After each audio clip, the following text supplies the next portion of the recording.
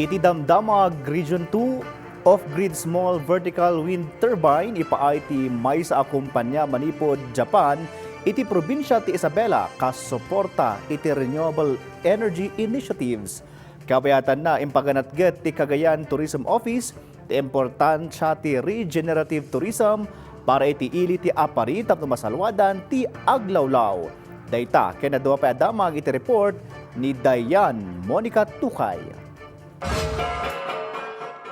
Iti Quirino, simang putan ti batch 1 abaro a heavy equipment ti probinsyal a gobyerno, abukulan ti talo a backhoe, ken 5 a 6-wheeler, 12 cubic dump truck, a nakasagana a maaramat para iti infrastructure project iti probinsya.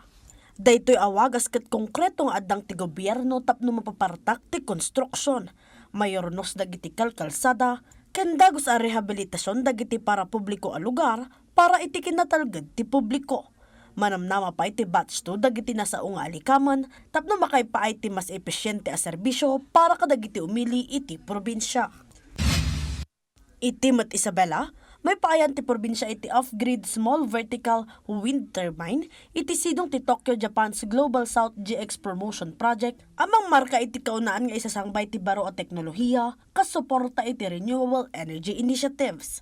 Impakamo ti panakabagiti may sa a Japanese company nga agar-aramid iti vertical wind turbines tinapintas a benepisyo daytoy. Kinasukimat pa iti wind conditions, accessibility, ken potential nga installation areas tinasao nga inobasyon.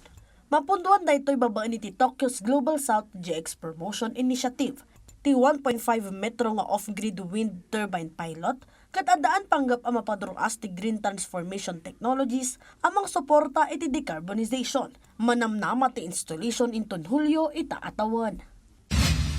Kabayatan na, sa agasot 70 kat upat aman nalon tinedeployan iti Marso iti pagilian ti South Korea, iti sidong ti seasonal workers program ti probinsyal a gobyerno.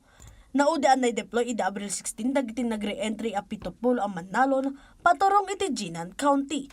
Babaan iti panag-endorso ti naudi da nga employer, babaan iti consistent a performance da a nakayatan ti employer. Malaksid kadagiti overseas employment opportunities, panggap pa iti programa ang masuruan dagiti mannalon iti probinsya ti moderno a farming practices. Ang mabalinda mausar iti panagsublida iti lugar da. Iti met Cagayan, inyo na unay ti Cagayan Tourism Office ti konsepto ti regenerative tourism, iti naisayangkat a development plan iti ili ti apari. Impaganatgat ti ahensya akraman dagiti turista iti panagsaluad iti aglawlaw, kas no sarungkaran da iti maysa adisyo, kasapulan ang mangibati da iti value iti daytoy, kas iti panagmula ti kayo ken mulmula. Dayan Monica Tukay, para iti Pambansang TV, iti Baro a Pilipinas.